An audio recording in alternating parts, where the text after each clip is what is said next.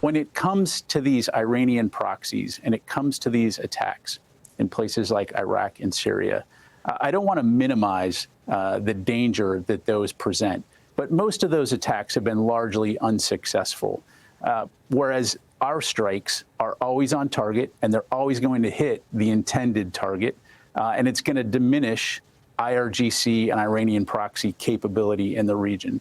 So our forces in our right? It doesn't. I mean no disrespect, sir, but if it did, then Iran would stop this, and these Iranian proxy attacks would cycle back. That they're not. Yeah. Well, look, again, this is not the first time these groups have conducted these kinds of attacks. So clearly, it's an effort to try to exploit the situation.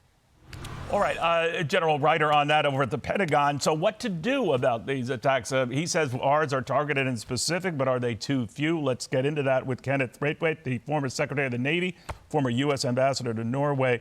Ambassador, great to have you. What do you make of what the General was saying, sir, this idea that it isn't about the number per attack, it's about the precision of those attacks. But isn't that also part of the problem? They're just too few to respond. Neil, it's great to be with you, and appreciate the opportunity to engage with your audience here this morning. You know, this is a very multidimensional, complex issue, as you know. The short answer is we're not doing enough. Although we've moved 2 carrier strike groups into the region, we haven't had a carrier strike group in the Eastern Med since 2021. And if there's anything that the Iranians respect, they respect military strength. You know, they'll continue through their proxies, you know, to up this game and to create the instability in the region that we've seen, because it's to their advantage to do this. I mean, we all know on the eve of the October 7th attack that Saudi Arabia and Israel were in negotiations in a process of coming to an understanding for the first in the history of their relationship. So we need to understand the greater dynamic here, and really, one of the aspects of this is, although we're able to respond now, we're not being proactive enough.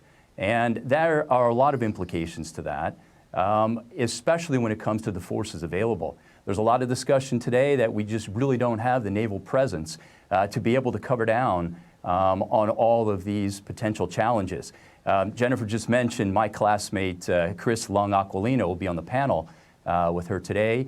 You know, he has to deal with this on a daily basis. But this is only going to get worse as we continue not to invest in our military to the degree that we really need to, Neil.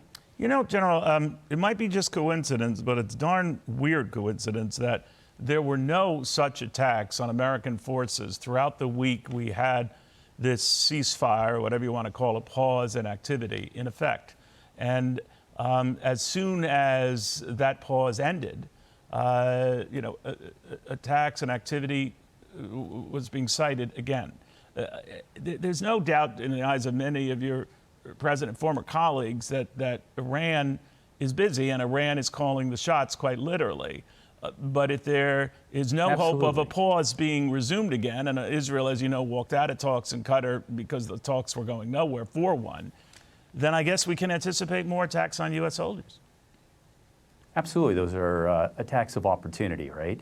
You know, the bigger issue here is, you know, understanding that the forces at play are going to continue to seek these opportunities to create the instability in the region. And again, there are a few things that the Iranians respect, but they do respect military strength. And, you know, it's funny, Neil, because you call me general. I actually was an admiral, but that's okay. I won't take that the wrong way. Anyway, armies win wars, but navies prevent wars. And we have not invested in our Navy to the degree that we need to. I mean, even now with the increase in the president's budget, it's not keeping up with inflation. And instead of building more ships, we're actually removing more from the fleet. This year we'll cut almost a dozen ships out of our naval forces. And just 2 days ago, I was talking with one of my dear friends, a former commander, Naval Forces Europe, Admiral Jamie Fogo, who would have been responsible a couple years ago for the current challenges that we see in the Eastern Med. And as such, you know, Jamie has indicated the bigger underlying thing here is, you know, we're not able to provide the forces in a manner that's consistent with the availability, because then you've got all of the challenges that come with rushing to meet the challenge and then having to bring the ships back and providing opportunities to repair them.